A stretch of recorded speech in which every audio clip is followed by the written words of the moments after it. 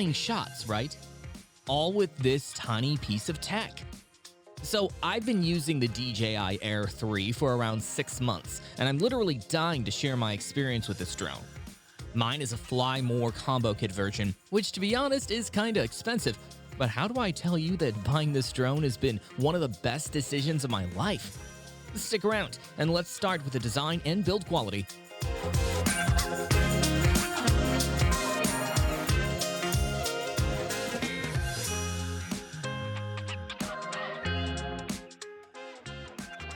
Alright, so in my opinion, and this is just an opinion, I think the design of the Air 3 is pretty sleek. In fact, it's probably one of my favorite designs of any drone that DJI has released so far. I often travel light, especially when hiking, and I just love how compact this drone gets when folded up.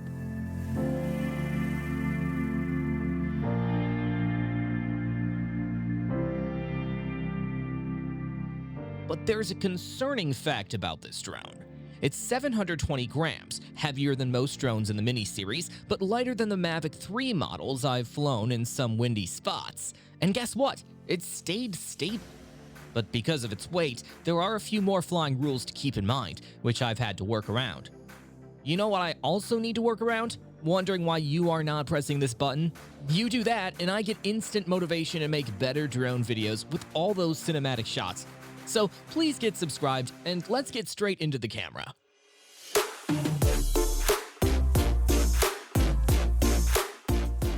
Now, the dual camera setup on the DJI Air 3 is honestly one of my favorite parts. I've got a wide-angle lens for those big open landscape shots. And then there's the 70mm equivalent telephoto lens, which for me adds a whole new level to aerial footage. That zoomed-in cinematic look from the telelens changes the whole vibe of the shot for me. I don't have to move the drone around too much, but still get these focused frames that feel pretty intentional. It's especially useful when I want to keep some distance, like when I'm filming something a bit further away or trying to add some depth to a scene. Both cameras have delivered some impressive footage quality over time. The details are sharp. I have to color grade the footage though, and whether I'm shooting for fun or working on something more polished, it holds up pretty well. I did notice the fixed aperture can be a bit of a limitation, especially when I'm trying to shoot in bright daylight and need more flexibility with ND filters. It's something I've had to work around during certain shoots. Still, DJI packed in some great features that make up for it. Also, the D-Log M profiles give me a lot of flexibility when I'm editing. And when it comes to overall image quality, yeah, sensor size matters. But from what I've seen, it's more than just that. There's a whole lot of smart processing happening under the hood, and DJI really got it right with the Air 3. But the thing is, the way the camera sticks out from the front of the drone makes me a bit worried it could get damaged if the drone lands roughly or hits something by accident. It just seems more exposed and easier to bump. Now, I've already talked about how portable the Air 3 is, which is honestly great, but the performance is also remarkable. It's not just a lightweight drone that's easy to carry around and flies really well too. Smooth controls and stable footage, and it handles wind pretty nicely for its size. So yeah, it's got that nice balance and actually delivers good results when it's up in the air. When it comes to flying the drone, the Air 3 offers different types of flight modes. The general flight modes include Sport, Normal, and Cine. For each mode, I have several insights to share. In Sport mode, the most amazing thing about this drone was how fast it got. I hit speeds of up to 42 miles per hour with it, which enabled me to get some exciting footage. However, flying this drone in that mode wasn't easy at first. As you can see, I was trying to get a smooth shot, but the controls were kinda sensitive, and the drone just took off. It took me a few tries to get used to this mode. Normal mode honestly feels just right for most of my flights. It's responsive and gives me a good balance between speed and control. I don't feel like I'm pushing the drone too hard, but it's still quick enough to get the shots. But in Cine mode, however, the scenario completely changed. The drone slowed down a lot, and I felt like I had full control over every little movement. You can see how smooth the movement is as I'm flying low over the water and slowly panning around the trees. So it felt a lot easier for me to line up shots and make these precise moves. Compared to Sport mode, where it just zooms off, or even Normal mode, This one really gave me that cinematic feel. The only thing is, it's not great if you're in a rush or chasing something fast, but for cinematic shots like this, it made a big difference. There are also a bunch of intelligent flight modes like focus track, master shots, quick shots, hyperlapse, waypoint flight, cruise control, night mode, and smart RTH. I flew the drone over the mountains and turned on focus track. It followed objects that I targeted specifically like butter. In fact, once I drove under a bridge, it did lose sight for a second, but it locked back on the moment the car reappeared. Felt like someone was steering it the whole time. Then there's the Master Shots mode, which kind of felt cinematic to be honest. So what it did is, it basically flew around the subject and captured different angles all by itself. Quick shots were fun too. Those preset moves like Boomerang and Rocket made it easy to get some cool clips, though the asteroid one doesn't work on the medium telecamera. The Hyperlapse mode was a bit more time consuming, but the results were worth it. What's even better is the Waypoint Flight mode.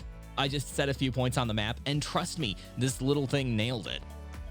To top it off, cruise control made things even easier, especially when I needed those steady, hands-free shots without constantly pushing the stick. And once the sun went down, I switched to night mode. Honestly, I didn't expect much, but the footage came out surprisingly clean, even in low light. The best part? With Smart RTH kicking in automatically when the signal dropped or the battery got low, I didn't have to stress about losing the drone. It just turned around and came right back on its own. Talking about all these controlling features, how can I forget the controller? The RC2 controller is also incredibly comfortable to hold for long periods. A minor con about it is that it takes a bit longer to power on and get fully operable, which was a little surprising at first. But once it was up and running, the experience was honestly phenomenal. The 5.5-inch Full HD touchscreen with 700 nits of brightness made it easy to see, even in direct sunlight, which I really appreciated when flying outside.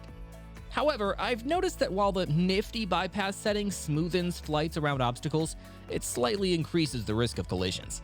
So you'll need to stay a bit more alert in tighter spaces. One standout feature is its wind resistance. Advertised as handling winds up to 27 miles per hour. But guess what? I've flown it in gusts exceeding 30 miles per hour without compromising stability, something that smaller drones like the Mini series struggle with. Also, the GPS positioning ensures precise hovering even in challenging conditions. With that aside, it's time to talk about battery life. And the Air 3's battery life is indeed exceptional. With a maximum flight time of 46 minutes per charge under ideal conditions, I typically got around 35 to 39 minutes. This extended flight time has allowed me to capture more footage without constantly worrying about recharging or swapping batteries. For enthusiasts who enjoy long sessions, having spare batteries from the Fly More combo is highly recommended. That's still about the best battery life you can get from a small drone though. The DJI Air 3 sits in the mid-range category, priced at around $1,099 for the standard package. But we got the Fly More combo at $1,549, which includes extra batteries and accessories. With the dual camera setup and all the advanced features packed in, I must say, it actually delivers great value. For indie creators or even pro filmmakers who want something powerful without going all the way to the high-end models, the Air 3 is worth considering. And honestly, at this price, you'd expect it to perform well. And in our experience, it really did. So, is it a well-rounded drone that money can buy? It definitely is.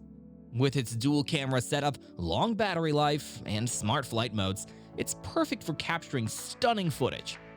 While it has a few small quirks, like the fixed aperture and weight, they don't take away from the experience. Honestly, the Air 3's performance and value for the price make it a standout. And it's a fantastic choice for aerial photography enthusiasts and semi-professionals alike. If you're thinking about picking up the DJI Air 3, I've dropped some links below. Feel free to check them out for the latest prices and availability. Have any questions? Drop them in the comments, and I'll do my best to help you out. Don't forget to like, share, and subscribe. And thanks for watching. I'll catch you in the next one.